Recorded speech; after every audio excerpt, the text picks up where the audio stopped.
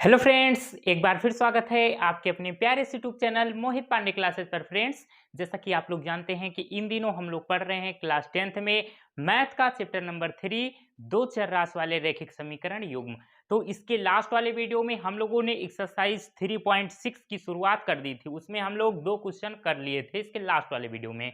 अगर आप लोगों ने अभी तक इस चैप्टर के एक भी वीडियो नहीं देखे हैं तो नीचे डिस्क्रिप्शन बॉक्स में आपको सभी वीडियो के लिंक मिल जाएंगे। ओके, या आप क्या करिए, जाइए चैनल पर प्लेलिस्ट चेक कर लीजिए। प्लेलिस्ट तो आता ही होगा ना आप लोग को देखना। अगर नहीं आता तो किसी अपने बड़े भाई बहन से या किसी फ्रेंड से आप पता कर लीजिए कि प्लेलिस्ट कैसे देखी जाती है। प्लेलिस्ट में इस चैप्टर के सभी वीडियो आपको मिल जाएंगे लाइन से, कहीं भी आपको परेशान होने की जरूरत नहीं है। ओके, तो आज हम लोग एक्सरसाइज 3.6 के आगे की क्वेश्चनों की बात करने वाले हैं। तो प्रिय मित्रों, हम आते हैं अपनी टॉपिक पर। देखो, एक्सरसाइज 3.6 का जो क्वेश्चन है वो कह रहा है, ये स्लाइड पे आपको शो हो रहा होगा कि निम्न समीकरणों के युग्मों को रैखिक समीकरणों के युग्म में बदल करके हल कीजिए। ठीक है, तो इसका हम 2 पार्ट कर लिए थे, आज ये हमारा तीसरा पार्ट चलने वाला है। प्यारे, ये जो समीकरण दिए हुए हैं ये रैखिक समीकरण नहीं दिए हुए हैं। रैखिक समीकरण का स्टैंडर्ड फॉर्म मैंने आपको बताया था शुरुआत में ही, होता है ax plus b y plus c equal to 0। ये दो चर राशि वाले रैखिक समीकरण युग्म का मानक रूप होता है। इस फॉर्म में अगर है हमारी समीकरण तो इसको हम बोलते हैं दो चर राशि वाली रैखिक समीकरण। अब दो चर का मतलब यक्स एक चर हो गया, एक चर हो गया वाई, तो इसमें दो चर है इसलिए दो चर वाला कहा गया। रैखिक क्यों कहते हैं? रैखिक मतलब ये होता है कि जो चर है उनकी अधिकतम घात 1 हो, ना तो 0 हो और ना 2 4 6 8 कुछ, ना केवल और केवल 1 हो, उसको हम रैखिक बोलते हैं प्यारे। ठीक है, तो यहां पर अगर ये जो समीकरण दिए हुए हैं अगर इन पर आप नजर डालो तो देखो, आप तो कहोगे कि यहां भी सबकी घात 1 है चर की। जी नहीं, यहां देखो यक्स जो है दोनों समीकरण में अपॉन में है, वाई तो ठीक है लेकिन यक्स दिक्कत दे रहा है। अगर हम यक्स को ऊपर ले जाएंगे, देखो लिखा है यहाँ पे 4 अपॉन यक्स, अगर हम यक्स को ऊपर ले जाएंगे तो हम एक बात जानते हैं मैथ में कि कोई भी हमारा अगर नीचे से ऊपर जाता है तो उसकी घात बदल जाती है। अगर प्लस की है तो माइनस, माइनस की है तो प्लस। तो जब यक्स ऊपर जाएगा तो अभी यक्स की पावर क्या थी? +1 थी, ऊपर जाएगा तो -1 हो गया।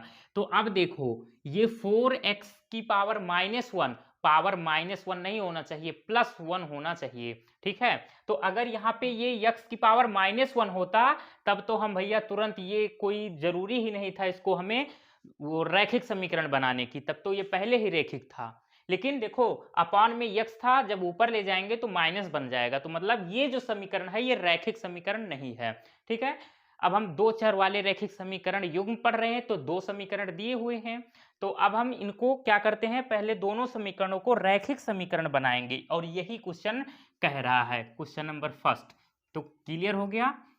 ये सब बात मैंने इसके पहले वाले वीडियो में बताई थी, लेकिन कुछ बच्चे नए होंगे तो उनको दिक्कत ना हो इसलिए मैंने बता दिया। तो चलो, अब हम आते हैं अपने क्वेश्चन पर। तो इस क्वेश्चन को सॉल्व करने तरीका ये है कि दो समीकरण है आपके पास, दोनों समीकरणों में आप देखिए क्या क्या सेम सेम दिख रहा है। जो सेम सेम दिखेगा उसको आप कुछ लेट कर लेंगे, मान लेंगे।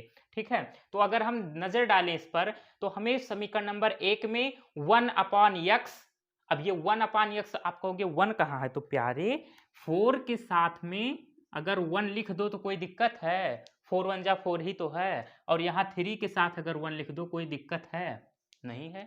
तो 1/x यहाँ भी है, 1/x यहाँ भी है, y यहाँ भी है, यहाँ भी है। तो आपके पास यहाँ पर देखो दो चर हैं, और इसके पहले वाले वीडियो में हम लोगों ने क्या किया था, दोनों चरों को माना था। यहां भी आप मान सकते हो, लेकिन अगर ना मानो तो कोनो दिक्कत भी नहीं है, क्योंकि देखो हमें दिक्कत कौन कर रहा है दोनों समीकरणों में? केवल यक्स। ठीक है, क्योंकि यक्स है अपॉन में, वाई तो सही है, तो वाई को कुछ ना मानो, केवल यक्स को ही मान लो, फिर भी काम हो जाएगा। तो हम केवल यक्स को ही मानते हैं। ठीक है, तो मानते किसको हैं? जो दोनों में सेम सेम होता है। तो सेम सेम कौन है? 1/x, 1/x। क्लियर है ना एकदम? चलो, तो हम मानते हैं किसको? माना 1/x इक्वल टू, इसको मान लो a, और इसको नाम दे दो समीकरण नंबर 3। क्लियर है यहाँ तक। अब दोनों समीकरणों में जहां 1/x है वहां a रख दो, आपको एक नया समीकरण मिलेगा। तो पहले समीकरण नंबर 1 में रखो 4। अब 1/x इतने की जगह पे जब a रखोगे तो क्या हो जाएगा 4a प्लस, और सब एज इट इज नोट कर लो, 3y इक्वल टू 14। समीकरण नंबर 3 तक मान चुके हो ना, अब इसको नाम दे दो समीकरण नंबर 4। यहां भी वही काम करो, 3 और 1/x की जगह a माना है ना हमने, तो यहां पर a आ जाएगा और माइनस में 4y और इक्वल टू 23। ठीक है, क्लियर है, हाँ सब सही है। अब इसको आप क्या करिए, समीकरण नंबर 4 हो गया, इसको 5 मान लो, 1 2 3 4 5। अब देखो, अब दो समीकरण जो ये आ गई हैं ये आपकी रैखिक समीकरण है प्यारी। तो अब इन दोनों समीकरणों को आप 4 विधियों से सॉल्व कर सकते हो, ग्राफीय विधि, प्रतिस्थापन विधि, विलोपन विधि व जोड़न विधि। लेकिन आप लोग हमेशा इन क्वेश्चनों को या तो प्रतिस्थापन विधि से या तो विलोपन विधि से सॉल्व करना, ठीक है, ज्यादातर यही यूज होती हैं ये दोनों विधियां। तो हम इसको विलोपन विधि से ही सॉल्व करेंगे। तो विलोपन विधि सॉल्व करना आपको आता ही होगा, बहुत सारे क्वेश्चन मैंने कराए हैं। अगर आप लोग पढ़ रहे हैं, हमसे जुड़े हुए हैं कुछ दिनों से, अगर नहीं पढ़ रहे हैं कोई दिक्कत नहीं है, वीडियो सारा मिल जाएगा आपको, ठीक है। नीचे डिस्क्रिप्शन बॉक्स में भी लिंक दिया हुआ है, या तो प्लेलिस्ट में जाइए वहां पर भी वीडियो आपको मिलेगा। तो देखो, विलोपन विधि से सॉल्व करने का तरीका, दोनों समीकरणों में किसी एक चर को उठाइए, दोनों के गुणांकों को देखिए बराबर है या नहीं, अगर नहीं है तो बराबर करिए, और अगर चिन्ह पहले से सेम है तो घटाएंगे दोनों समीकरण को आपस में, अगर सेम नहीं है तो क्या करेंगे भैया, जोड़ देंगे। देखो, तो 4a और यहां 3a, तो a का गुणांक अगर दोनों समीकरणों में देखो तो a का गुणांक यहां 3 है, यहां 4 है, तो a को हटाओ भैया। अगर y को देखो तो ये प्लस में है, ये ठीक है, ये टर्म आपका प्लस में है, और ये वाली टर्म आपकी जो है ये, सॉरी, ये माइनस में है, ये प्लस में है। तो हम क्या करेंगे, जब चिन्ह विपरीत होते हैं तब क्या करते हैं, जोड़ते हैं, और जब एक जैसे होते हैं तब घटाते हैं, ये विलोपन का रूल है।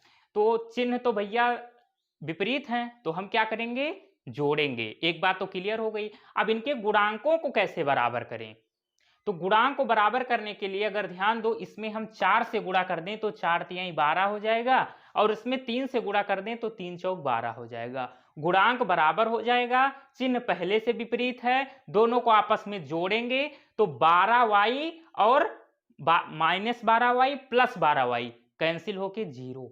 विलोपन में यही तो किया जाता है, किसी एक टर्म को गायब करने के लिए हम क्या करते हैं, विलोपन करते हैं, उसका नमोय है विलोपन, विलोप कर देना।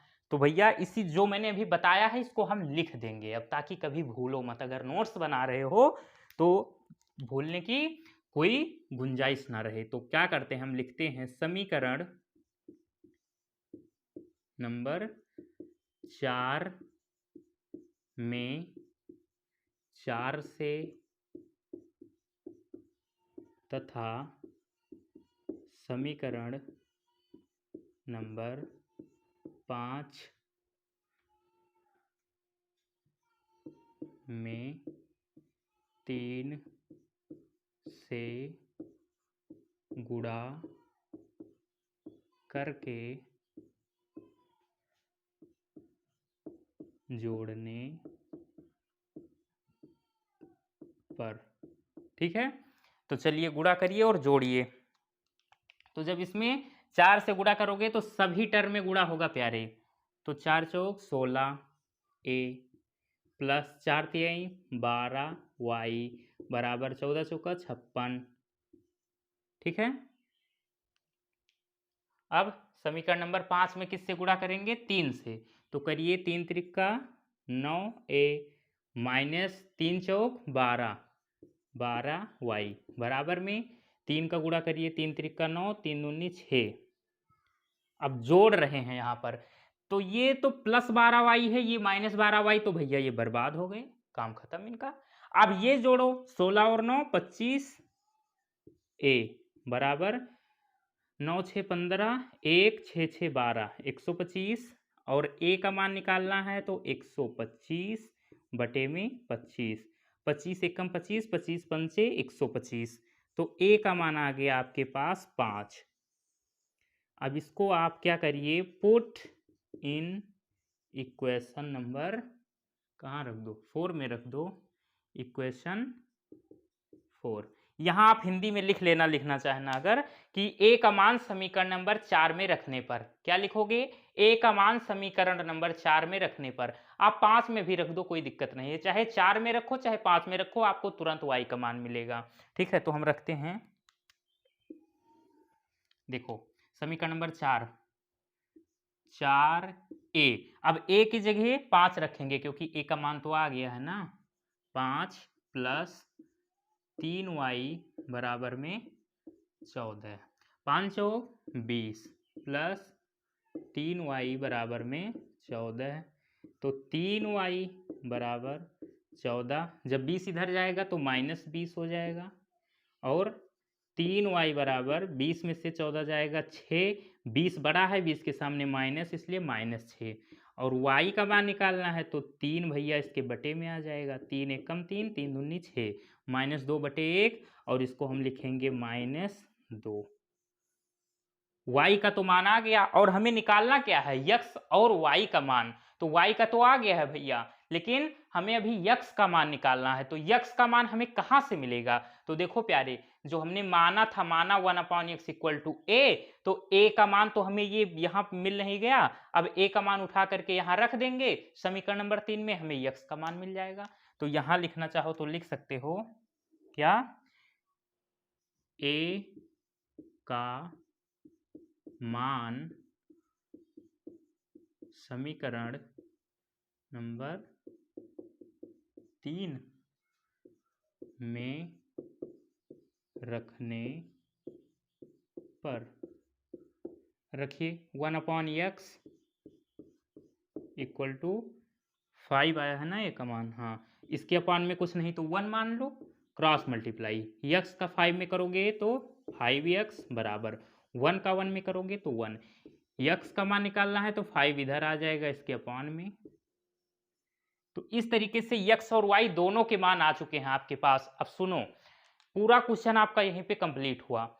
अब अगर आप लोग चाहते हैं कि कुछ हम अपना क्वेश्चन खुद चेक करें सही है या नहीं, तो उसके लिए क्या करोगे, x y का मान आ चुका है आपके पास, दोनों का मान उठाओ, चाहे समीकरण नंबर 1 में चाहे समीकरण नंबर 2 में, जहां जहां x है वहां वहां 1/5, जहां y है वहां -2 रखो, सॉल्व करो। अगर समीकरण नंबर 1 में रख रहे हो तो इस लेफ्ट साइड में रखो और 14 आ जाए सॉल्व करने पर, तो हमारा आंसर सही है, नहीं तो गलत। अगर समीकरण नंबर 2 में रख रहे हो तो यहां रखो लेफ्ट साइड में, और 23 आए सॉल्व करने पर, तब हमारा आंसर सही है, अन्यथा गलत है।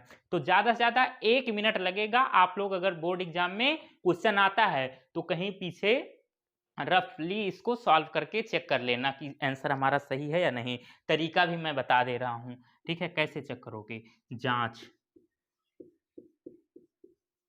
जांच कैसे होगी, देखो जांच कर रहे हैं भैया, आज हम डॉक्टर बन गए हैं, बधाई बधाई नहीं दोगे। 1/, देखो यक्स, अब यक्स का मान आया है 1/5, तो 1/5 और क्या है प्लस 3y, 3 और y का मान कितना -2 है, -2। अब इसको सॉल्व करेंगे, अगर 14 आएगा तब तो हमारा आंसर सही है, नहीं तो गलत है। तो 4 और 1/5 है, ऊपर जाएगा तो ये क्या बन जाएगा 5 और प्लस, सॉरी अब इसका गुणा कर लो ना आपस में, 3 दूनी 6, -6, तो 4 पंचे 20 और -6, तो 20 में 6 जाएगा तो 14 बचा। और यही तो है, ये 14 ही तो आना था। तो इसका मतलब हमारा आंसर बिल्कुल सही है, 100 नहीं 200% सही है, कोई गलत काट नहीं सकता। तो इस तरीके से आपका थर्ड पार्ट ये कंप्लीट हुआ। मैं साइड हो रहा हूं, इसका आप लोग स्क्रीनशॉट लेंगे, फिर हम फोर्थ पार्ट देखेंगे। ले लिया स्क्रीनशॉट, चलिए फोर्थ पार्ट है हमारा, देखते हैं। बड़ा प्यारा क्वेश्चन है, देखो इसमें क्या करना है, दोनों समीकरण हैं। अब तो ये तो पता ही है ना कि ये रैखिक तो नहीं है ना, बिल्कुल नहीं, x और y सब अपान में दिख रहा है आपको, ठीक है। तो अब हम करेंगे क्या, दोनों समीकरणों में देखेंगे क्या क्या सेम है, जो जो सेम दिखेगा उसको आप कुछ ना कुछ मान लेंगे, ठीक है। तो चलिए हम समीकरण नंबर 1 में देख रहे हैं कि 1/x-1 यहाँ भी है, समीकरण नंबर 2 में अगर देखें तो 1/x-1 यहाँ भी है। देखो 5 इंटू 1 लिख सकते हो ना, किसी भी संख्या में एक का गुणा करो तो उस पर कोई प्रभाव नहीं पड़ता। यहां भी 1 इंटू 1 लिख सकते हो ना, यहां भी 1 इंटू 1 लिख सकते हो, यहां भी लिख सकते हो। तो सब में देखो 1/x-1 यहां भी है, यहां भी है, 1/y-2 यहां भी है, यहां भी है। तो हम इन्हीं दोनों को मानेंगे। तो मानेंगे क्या, देखो माना, बस अगर मानना ही आ गया प्यारे तो आगे और कुछ नहीं है इन क्वेश्चनों में। माना 1/x-1 इक्वल टू ए मान लो, इसको कोई दिक्कत नहीं होनी चाहिए प्यारे।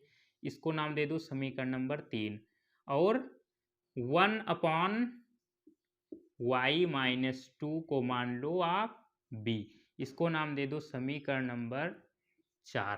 ठीक है, अब दोनों समीकरणों में, समीकरण नंबर 1 और समीकरण नंबर 2 में जहां जहां 1/x माइनस है वहां आप रखेंगे a, जहां 1/y-2 है वहां आप रखेंगे b। ठीक है, तो वहां से आपको एक प्यारी प्यारी दो समीकरण मिलने वाली हैं। चलिए रखिए, तो 5 और 1/x-1 की जगह जब आप a रखोगे तो इतनी की जगह पे तो ये 5a हो जाएगा, प्लस 1/y-2 की जगह रखोगे जब b तो ये आपका b हो जाएगा, इक्वल टू 2। इसको नाम दे दो समीकरण नंबर 5। 4 तक तो मान चुके हैं हम। अब यहां समीकरण नंबर 2 में देखो 6, 1/x-1 की जगह a रखोगे तो 6a माइनस 3 और 1/y-2 की जगह b रखने वाले हैं तो -3b इक्वल टू 1। इसको नाम दे दो समीकरण नंबर 6। ठीक है, अब देखो, अब ये समीकरण जो हैं ये आपकी रैखिक हैं। ठीक है, इसमें कुछ भी आपको अपान में नहीं दिख रहा है। ठीक, अब देखो, अब हम क्या करेंगे, इसको विलोपन विधि से सॉल्व करने वाले हैं। तो देखो प्यारे, अगर हम b का गुणांक देखें तो b का गुणांक समीकरण नंबर 6 में 3 है और इसमें 1 है इसका गुणांक।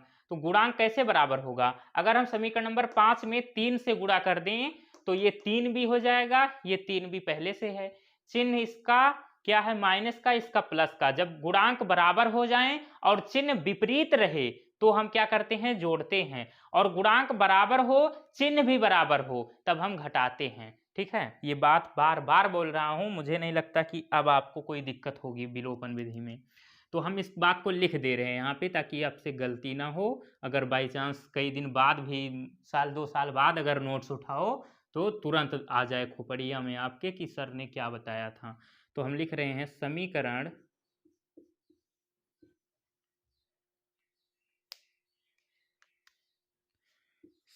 नंबर 5 में 3 से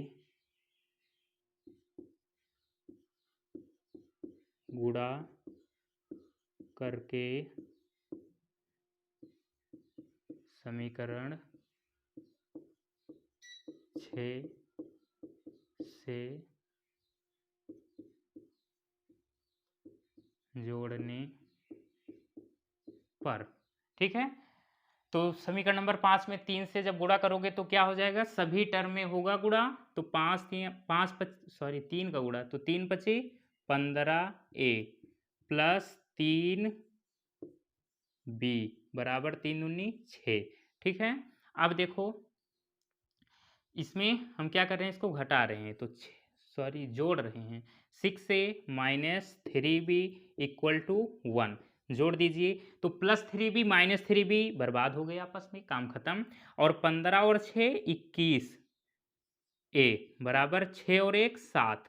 a का मान निकालना है तो 21 इसके बटे में चला जाएगा, 7/21, 7 एकम 7, 7 त्रिक 21। तो a का मान क्या आया, 1/3। ठीक है, इसका मान उठा करके समीकरण नंबर चाहे 5 में रखो चाहे 6 में रखो, तो हम पुट इन इक्वेशन 5। तो समीकरण नंबर 5 में जैसे ही इसको रखोगे तुरंत आपको b का मान मिलेगा, वहां से रखिए 5a प्लस, अब a क्यों लिख दिया भैया, a का मान तो हमें रखना है यहाँ पे, तो 5 इंटू a की जगह 1/3 1/3 प्लस b बराबर 2। तो ये क्या हो जाएगा 5/3 प्लस b बराबर 2। b का मान निकालना है तो 5/3 को इधर भेजो, 2 माइनस 5/3 इसके अपान में 1, b बराबर 1 और 3 का एलसीएम 3, 3 दूनी 6 माइनस 5। ये भिन्न तो सॉल्व करना आता ही होगा ना सबको। b बराबर 6 में 5 जाएगा 1 और बटे में 3, तो b का मान आया 1/3 और a का मान भी 1/3। अब दोनों का मान एक ही आ गया, चलो कोई दिक्कत नहीं। अब a और b का मान उठा करके समीकरण नंबर 3 और 4 में रखेंगे, हमें x और y का मान वहां से मिलेगा। देखिए कैसे मिलता है,